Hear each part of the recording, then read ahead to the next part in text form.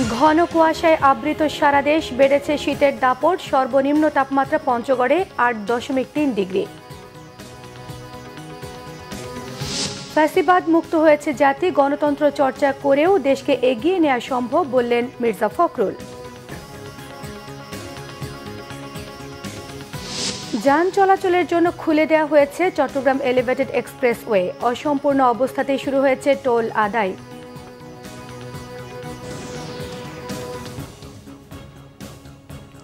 দেখছিলেন crown cement সংবাদ শিরোনাম। এবারে বিস্তারিত সংবাদ। পৌষে শীতে কাঁপছে সারা দেশ, বিভিন্ন জেলায় বইছে শৈত্যপ্রবাহ। শীতের দাপটে জবুথবু জনজীবন। আজ দেশে সর্বনিম্ন তাপমাত্রা রেকর্ড হয়েছে পঞ্চগড়ে ৮.৩ ডিগ্রি সেলসিয়াস। পঞ্চগড়ে ঘন কুয়াশার সঙ্গে বেড়েছে শীতের তীব্রতা। বিপাকে পড়েছে খেটে খাওয়া দিনমজুর কৃষক। কুয়াশার সঙ্গে হিমেল বাতাসে কাহিল হয়ে পড়েছে কুড়িগ্রামের মানুষ। গত দুদিন ধরে দেখা মিলছে না সূর্যের। বিপাকে চর এবং দ্বীপ চরের মানুষেরা। গাইবান্ধায় দিনভর কুয়াশাচ্ছন্ন থাকায় মানুষের স্বাভাবিক কাজকর্ম ব্যাহত হচ্ছে।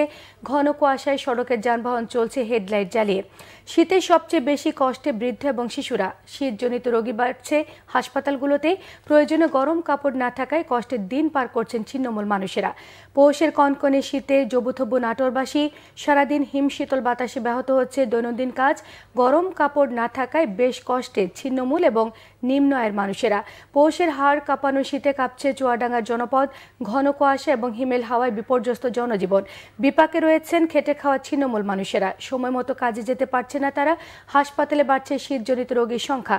উত্তরের জেলা দিনাজপুরে পৌষের হাড় কাঁপানো কনকনে শীতে বিপর্যস্ত জনজীবন। বিএনপি মহাসচিব মির্জা ফখরুল ইসলাম আলমগীর বলেছেন, গণতান্ত্রিক যুদ্ধ শেষ হলেও ঐক্যের সঙ্গে দেশ গড়ার জায়গায় এখনো ব্যর্থতা রয়েছে।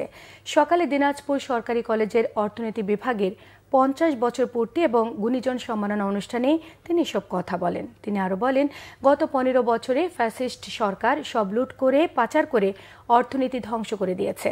বলেন, জাতি ফ্যাসিবাদ মুক্ত হওয়ায় নতুন সুযোগ সৃষ্টি হয়েছে দেশে।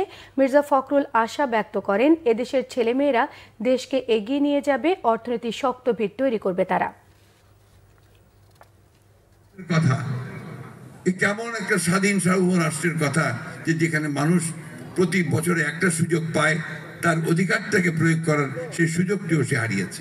বাংলাদেশে এই সমস্যাটাই সবচেয়ে বড় সমস্যা হয়েছে। এখানে পর পর পর পর গণতন্ত্রকে হত্যা করার চেষ্টা করা হয়েছে। ফলে এখানে ডেমোক্রেটিক ইনস্টিটিউশনগুলো তৈরি হয়নি। গণতান্ত্রিক যে প্রতিষ্ঠান, সেই প্রতিষ্ঠানগুলো তৈরি হয়নি। আমরা রাজনৈতিক দলগুলো পরস্পরের সঙ্গে বিরোধী লিপ্ত হয়েছি, কিন্তু সহনশীলতার মধ্য দিয়ে গণতন্ত্রকে চর্চা করে আমরা যদি সবাই এগিয়ে যেতে পারি, তাহলে কিন্তু আমরা গণতন্ত্রকে লাভ করতে পারবো, আমাদের অধিকারকে অর্জন করতে পারবো। জামায়াতে ইসলামের আমির ডাক্তার শফিকুর রহমান বলেছেন, নির্বাচন তাদের জন্য যারা দেশকে ভালোবাসেন, যাদের কাছে দেশের প্রতি ইঞ্চি জমি আমানত। সকালে নাটোরের নবাব সিরাজউদ্দৌলা সরকারি কলেজ মাঠে জামায়াতের কর্মী সম্মেলনে তিনি এসব কথা বলেন। ডাক্তার শফিকুর রহমান বলেন, ক্ষমতায় থাকার জন্য দেশে অবৈধভাবে 3টি নির্বাচন করা হয়েছে। যারা নির্বাচন বিশ্বাস করে না, তাদের কিসের নির্বাচন, এমন প্রশ্নও তোলেন তিনি। দ্রুত সময়ে প্রয়োজনীয় সংস্কার করে এই সরকার একটি সুষ্ঠু নির্বাচন দিয়ে যার যার জায়গায় ফিরে যাবে বলেও তিনি আশা প্রকাশ করেন। নির্বাচন তাদের জন্য যাদের কাছে দেশের প্রতি ইঞ্চি জমি আমানত। এ বিশ্বাস আস্থা যাদের নয়, নির্বাচন তাদের কপালে নয়।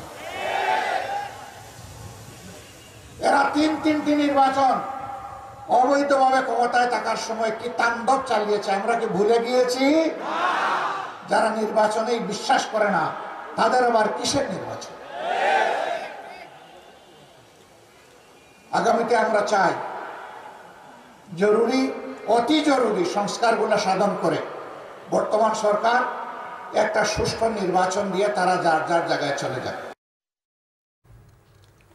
চট্টগ্রাম এলিভেটেড এক্সপ্রেসওয়েতে আনুষ্ঠানিকভাবে যানবাহন চলাচল শুরু হয়েছে।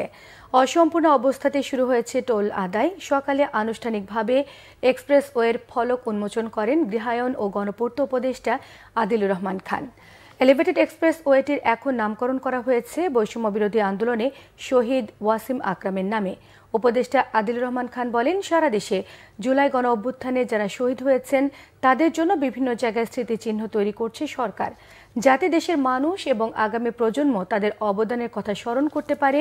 2023 সালের 14 নভেম্বর সাবেক প্রধানমন্ত্রী শেখ হাসিনা প্রকল্পটির উদ্বোধন করলেও এতদিন যান চলাচল শুরু হয়নি। এখন আবার প্রকল্পের কাজ পুরোপুরি শেষ হওয়ায় আগেই আনুষ্ঠানিকভাবে যানবাহন চলাচল শুরু হলো। এই উড়াল সড়কে টোল দিয়ে 10 ধরনের গাড়ি চলাচল করতে পারবে, তবে মোটরসাইকেল এবং ট্রেইলার ওঠানামার সুযোগ রাখা হয়নি। এখানে চলাচলে অটোরিকশা 30 টাকা, গাড়ি 80 টাকা, জিপ ও মাইক্রোবাস 100 টাকা, 4 চাকার পিকআপ ভ্যান 150 টাকা, মিনি বাস ও ট্রাক 200 টাকা, বাসকে 280 টাকা টোল দিতে হবে। এছাড়া 6 চাকার ট্রাক 300 টাকা এবং কাভার্ড ভ্যানকে দিতে হবে 450 টাকা টোল। দেশের বিভিন্ন জায়গার আরও কিছু খবর নিয়ে এখন থাকছে একটি ডেস্ক রিপোর্ট। ছাত্রদলের 46তম প্রতিষ্ঠা বার্ষিকী উপলক্ষে শীতার্তদের মাঝে শীতবস্ত্র বিতরণ করা হয়েছে সাভারে। জেলা উত্তর ছাত্রদলের সাবেক আহ্বায়ক মোহাম্মদ তমিজ উদ্দিনের উদ্যোগে এতে উপস্থিত ছিলেন সংগঠনের বিভিন্ন ইউনিটের নেতাকর্মীরা। ছাত্রদলের প্রতিষ্ঠা বার্ষিকী উপলক্ষে র্যালি হয়েছে মুন্সিগঞ্জে। সকালে শহরের পুরাতন বাস স্ট্যান্ড থেকে র্যালিটি শহরের প্রধান সড়কগুলো প্রদক্ষিণ করে। সাতক্ষীরার কলরোয়ায় সংগঠনের প্রতিষ্ঠা বার্ষিকী উপলক্ষে প্রীতি ক্রিকেট ম্যাচের আয়োজন করে ছাত্রদল। উদ্বোধনী অনুষ্ঠানে উপস্থিত ছিলেন জেলা ছাত্রদলের সাবেক সাধারণ সম্পাদক মমতাজুল ইসলাম চন্দন সহ অন্যরা। বিভাগীয় সরকারি গাড়ি চালক কল্যাণ সমিতির নতুন কমিটির সাধারণ সভা হয়েছে রাজশাহীতে। সকালে স্বাস্থ্য পরিচালকের কনফারেন্স রুমে সভায় উপস্থিত ছিলেন কেন্দ্রীয় স্বাস্থ্য সরকারি গাড়ি চালক কল্যাণ সমিতির সভাপতি শহীদ মিয়া। ইউনিয়ন স্বেচ্ছাসেবক লীগের যুগ্ম সম্পাদক রবিনের বিরুদ্ধে ধর্ষণ চেষ্টার অভিযোগ তুলে বিচারের দাবিতে মানববন্ধন হয়েছে মানিকগঞ্জে। সকালে সাটুরিয়ার শিমুলতলী বাজারে এতেও বক্তব্য রাখেন অভিযোগকারী নারী সহ স্থানীয়রা। মেধাবী শিক্ষার্থীদের সংবর্ধনা ও বৃত্তি দেওয়া হয়েছে বাগেরহাটে। ফকিরহাট উপজেলা পরিষদ মিলনায়তনে একটি বেসরকারি উন্নয়ন সংস্থার আয়োজনে এতে উপস্থিত ছিলেন উপজেলা নির্বাহী কর্মকর্তা। ফলের আধুনিক জাত পরিচিতি ও উৎপাদন প্রযুক্তি নিয়ে ফল চাষিদের প্রশিক্ষণ দেওয়া হয়েছে চট্টগ্রামে। প্রশিক্ষণ কর্মসূচির উদ্বোধন করেন ড্যাফোডিল ইন্টারন্যাশনাল ইউনিভার্সিটির কৃষি অনুষদের বিভাগীয় প্রধান অধ্যাপক ডক্টর এম.এ. রহিম। রংপুরে জেলা truck, tank, lorry, covered van ও ট্রাক্টর শ্রমিক ইউনিয়নের ত্রিবার্ষিক সাধারণ সভা হয়েছে। সভার উদ্বোধন করেন রংপুর আঞ্চলিক শ্রম দপ্তরের সহকারী পরিচালক Ataur Rahman Mondal. Bangla vision news desk.